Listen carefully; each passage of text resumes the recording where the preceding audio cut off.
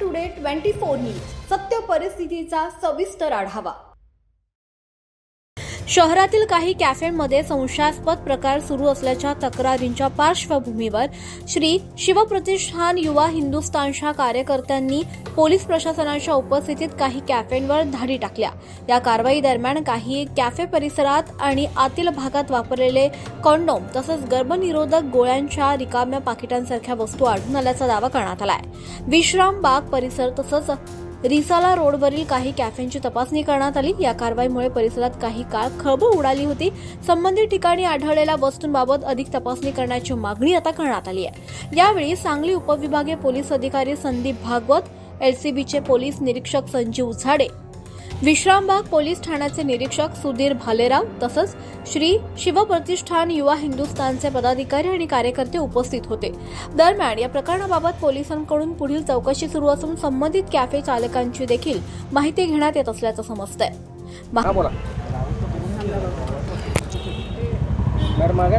सांगलीमध्ये आज तुम्ही कॅफेवरील छापेमारी करून टाकलेली आहे, काय नेमकं बलात्काराची घटना घडली होती। पोलीस अधीक्षक कार्यालयापासून हाकेच्या अंतरावरती कॅफेमध्ये हा प्रकार सुरू आहे। गेले 4-5 वर्ष झालं सांगलीमध्ये हे जे अनधिकृत कॅफे आहेत म्हणजे मिनी लॉजेस आहेत। तासाला 200 रुपये 300 रुपये असं घेऊन भाडं घेऊन ते प्रायव्हसी नावाने कंपार्टमेंट केलेले आहेत आणि ते अल्पवयीन मुलामुलींना वापरायसाठी दिलं जातं। या कॅफेंमध्ये कंडोम विकलं जातं, याच्यामध्ये गर्भनिरोधक गोळ्या विकल्या जातात, गांजासारखे पदार्थसुद्धा या ठिकाणी विकलेले जातात। आणि ह्या संदर्भात गेले 4-5 वर्ष झाले शिवप्रतिष्ठान युवा हिंदुस्थानच्या माध्यमातून आम्ही आंदोलन सुरू केले। महाराष्ट्राचे गृहमंत्री मुख्यमंत्र्यांपर्यंत हे सगळं आंदोलन पोचवलं। त्यानंतर देवेंद्रजींनी संपूर्ण राज्यामध्ये अशा प्रकारचे कॅफे शॉप बंद करण्याचे आदेश दिलेले आहेत। मात्र गेल्या काही वर्षांमध्ये सांगलीमध्ये अनेक तक्रारी करूनसुद्धा हे कॅफे बंद होत नव्हते।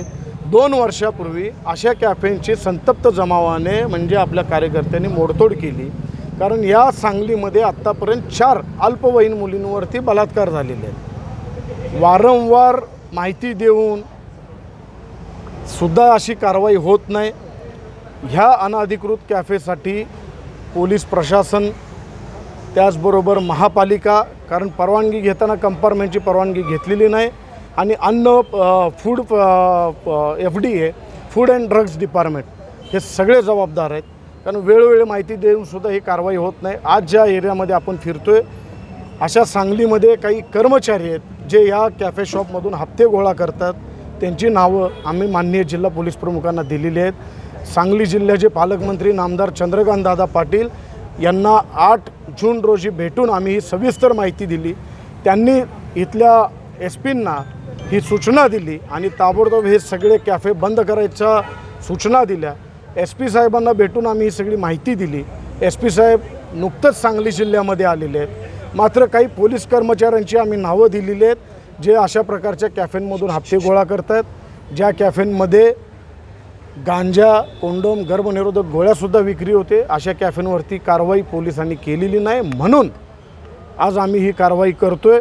आम्ही इथले पोलीस प्रशासन अधिकारी आहेत त्यांना सोबत घेऊन असे इल्लीगल कॅफेंवरती आम्ही आता धाड टाकतोय आणि आपल्याला आत्तापासून सकाळी 3 ते 4 कॅफे सापडलेले आहेत। त्याचबरोबर बरेच कॅफे चालक मालक ह्या कॅफेंना टाळं ठोकून पळालेले आहेत। मात्र ते कुठं जरी पळाले तरी आमचे कार्यकर्ते आणि पोलीस प्रशासन या ठिकाणी थांबतं, त्यांच्यावरती कडक कारवाई होईल। त्याचबरोबर जे पोलीस कर्मचारी आहेत जे हप्ते गोळा करत आहेत त्यांची माहिती आमच्याकडे आहे, ती आम्ही माहिती जिल्हा पोलीस प्रमुखांकडे दिलेली आहे। आणि हे कॅफे कुठल्याही परिस्थितीत सांगलीतच नाही तर राज्यामध्ये कुठेही अशा प्रकारचे कॅफे आम्ही चालू देणार नाही। आज फक्त आम्ही पोलीस प्रशासनाला घेऊन कारवाई करतोय। ह्याच्यानंतर जर कुठले कॅफे आम्हाला दिसले तर कॅफे जमीनदोस्त करून फोडून टाकून पेटवून देण्यात येईल, एवढाच मी इशारा देतो। कारण हा प्रश्न आमच्या पुढच्या भवितव्याचा आहे। लहान मुलामुलींना ID न मागता कमी पैशामध्ये अशी जागा उपलब्ध करून दिली जाते आणि आम्ही निवेदनामध्ये ही माहिती दिली होती की अशा ठिकाणी काही हिडन कॅमेरे आहेत जे आम्हाला काही ठिकाणी आता सापडले। हिडन कॅमेरे किंवा मोबाईलमध्ये असं शूटिंग घेतलं जातं आणि ते शूटिंग नंतर त्या मुलीला पाठवून तिला ब्लॅकमेलिंग करून बलात्कार केले जातात। असे 4 बलात्कार आपल्या सांगलीमध्ये झालेले आहेत। राज्यामध्ये वेगळे आहेत। 4 बलात्कार गुन्हे दाखल झालेले आहेत। ज्या मुली पुढं आलेल्या नाहीत अशा शेकडो मुली असू शकतात आम्ही आपल्या सगळ्यांच्या माध्यमातून आपल्याला आव्हान करतो सगळ्यांना की ज्या मुलींवरती अशा प्रकारे अत्याचार झालेत त्यांनी आम्हाला संपर्क करा.